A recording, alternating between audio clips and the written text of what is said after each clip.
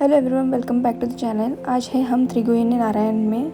कल का स्टे जैसे हमने त्रियुगी नारायण में GMVN कॉम्प्लेक्स में लिया था ताकि हमें नेक्स्ट डे के लिए टेंपल विजिट करना बड़ी आसानी हो। टेंपल एग्जैक्टली कॉम्प्लेक्स के बाजू में ही लोकेटेड है, तो हमें एक्सेस करने के लिए बहुत कन्वीनियंट था। जैसे कि हमें कॉम्प्लेक्स से यहाँ पहुँचने के लिए सिर्फ दो मिनट का डिफरेंस लगा।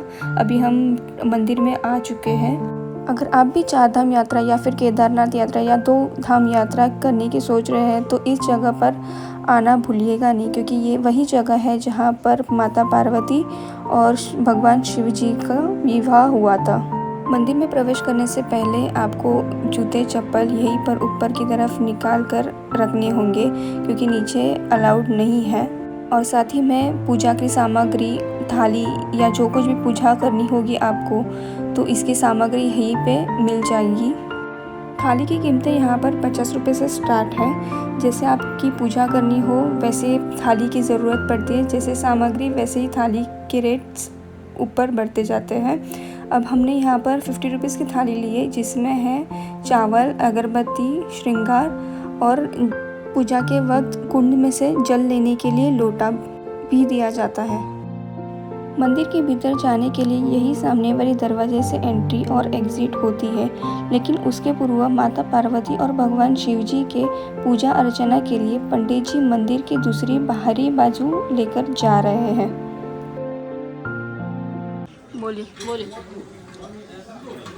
बोलो नारायण भगवान की जय।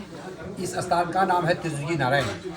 यहीं पर राजा हिमालय ने अपनी पुत्री पार्वती को कन्यादान करके शंकर जी को दिया था। जो पहले दक्ष की पुत्री थी दाक्षायणी, वो हरिद्वार के पास कलकल में सती हो गई थी। तब उनका दोबारा जन्म हुआ है पर्वतराज हिमालय के घर में, और माता मैना की कोख से जन्म हुआ है। तब जाके यहाँ पर शंकर और माता पार्वती की शादी हुई है। आपने देख लिया है मंदिर के प्रांगण में 4 कुंड हैं।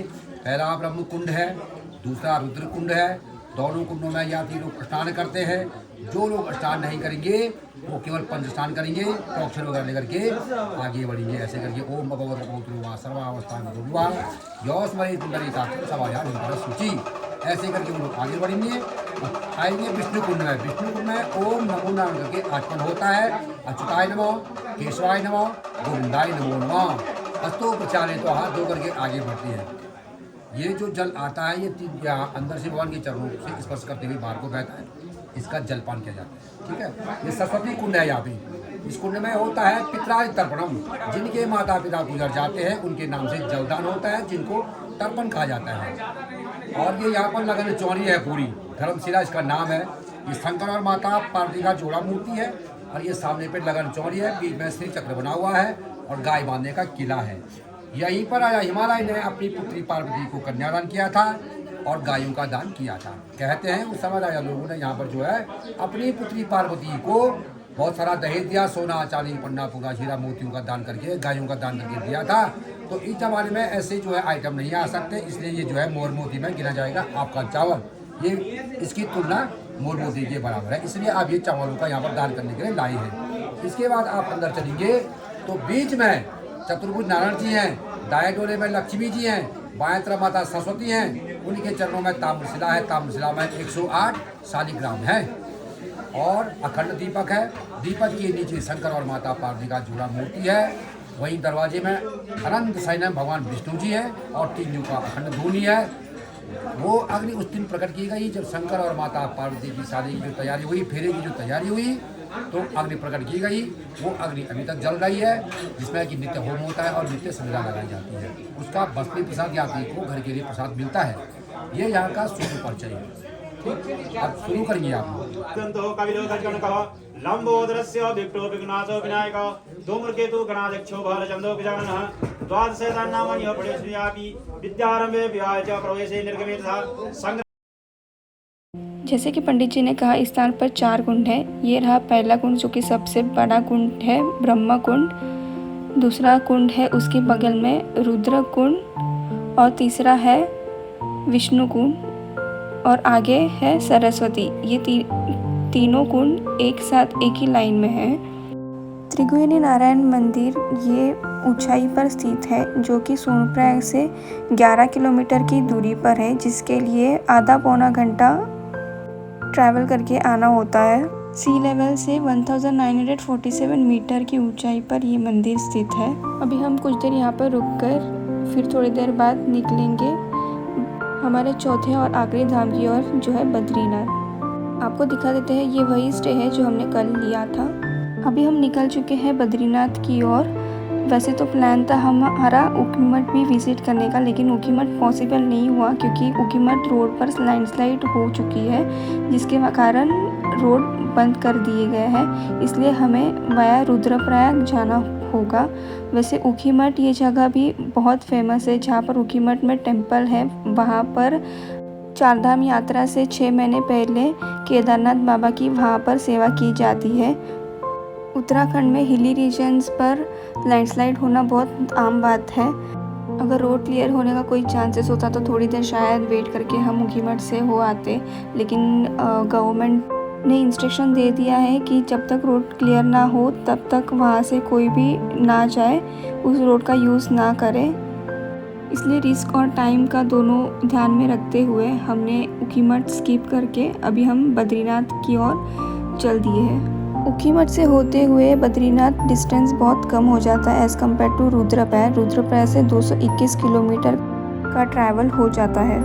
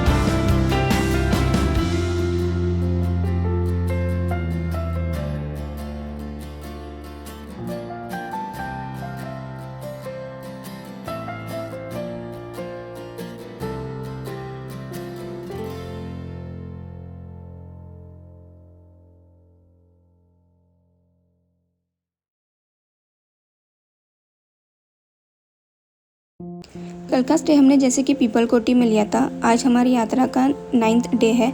अभी हम बद्रीनाथ पहुंच चुके हैं। कहा जाता है कि यह दूसरा वैकुंठ धाम है। धर्म ग्रंथों के अनुसार यही वह जगह है जहां भगवान विष्णु सतयुग में देवताओं और मनुष्यों के साथ साक्षात दर्शन देते थे। इसी जगह की हर युग में कुछ न कुछ कहानी ज़रूर है। पुराणों के अनुसार बताया जाता है कि बद्रीनाथ के द्वापर युग से भगवान विष्णु ने विग्रह दर्शन भक्तों को होने लगे थे। एक कथा में बद्रीनाथ को लेकर यह कथा भी प्रचलित है कि यही वह जगह है जहाँ श्रीहरि ने नरनारायण रूप में तपस्या की थी। बद्रीनाथ धाम को लेकर कई रोचक कहानियां प्रचलित है। एक बार देवी लक्ष्मी और भगवान विष्णु एक दूसरे से नाराज हो गए। इसके बाद देवी लक्ष्मी अपने पिता समुद्र के घर चली गई और भगवान विष्णु भी आहत होकर नरनारायण पर्वत के बीच तपस्या करने चले गए। फिर कई सालों बाद देवी लक्ष्मी को अपनी भूल का ज्ञान हुआ तो वे भगवान विष्णु को ढूंढने लगी। उन्होंने देखा कि नारायण बर्फ से ढके पर्वतों के बीच बैठे तप कर रहे हैं और उन पर बर्फ गिर रही है। देवी लक्ष्मी यह सब देखकर बहुत दुखी हुई और वे बद्री यानी बेड़ का पेड़ बन गई ताकि तप में लीन भगवान विष्णु पर बर्फ ना गिरे। वहीं जब भगवान विष्णु का तप पूर्ण हुआ तो उन्होंने देवी लक्ष्मी को पेड़ के वृक्ष के रूप में देखा। इससे भगवान विष्णु बहुत प्रसन्न हुए और उन्होंने कहा कि इस स्थान को बद्रीनाथ धाम से जाना जाएगा। तब से अब तक उस स्थान को बद्रीनाथ धाम के नाम से जाना जाता है और यही तीर्थस्थल बद्रीनारायण से भी जाना जाता है और यहाँ बद्री देवी लक्ष्मी का स्वरूप है।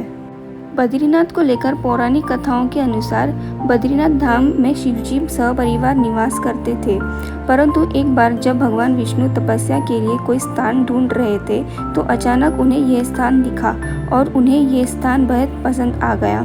श्री हरि यह जानते थे कि ये स्थान शिवजी का है, लेकिन फिर भी उन्होंने ये स्थान शिवजी से मांगा।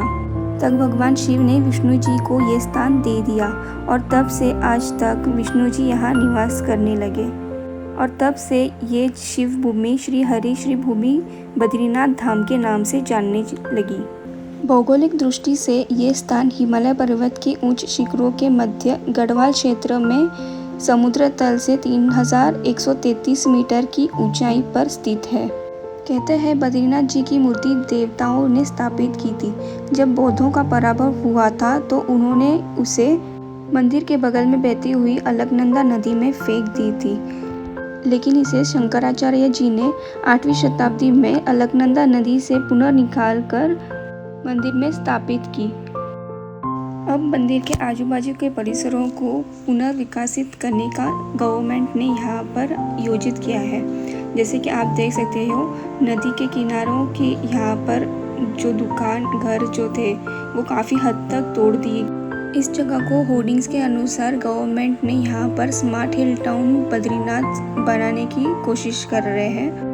बद्रीनाथ मंदिर के आसपास बहुत से प्लेसेस है विजिट करने के लिए। यह है मंदिर से प्लेसेस का डिस्टेंस। अभी हम निकल चुके हैं जोशीमठ की और माना विलेज जाने का प्लान था, लेकिन हम पॉसिबल नहीं हुआ क्योंकि मंदिर में ऑलरेडी रश था, जिसकी वजह से हमें देरी हो चुकी है और शाम का वक्त भी हो चुका है, तो माना अभी जाना पॉसिबल नहीं है। बद्रीनाथ से जोशीमठ पहुंचने के लिए 46 किलोमीटर का रोडवे है, जिसे पहुंचने के लिए हमें 1 आवर 45 मिनट्स लगते हैं। अब हम जोशीमठ पहुंच चुके हैं। ये मंदिर भगवान नरसिम्हा देव जी का है और इस स्थान से मई में जब बद्रीनाथ के कपाट खोलने का समय आता है तब यहीं से भगवान बद्रीनाथ की पालकी निकलती है, जो बद्रीनाथ पहुंचने पर मंदिर के कपाट खोल दिए जाते हैं और वापस जब 6 महीने के बाद सर्दियों में कपाट बंद कर दिए जाते हैं तब वापस यहीं पर भगवान बद्रीनाथ जी को पालकी से लाया जाता है और यहीं पर उनकी अगले 6 महीनों तक सेवा की जाती है।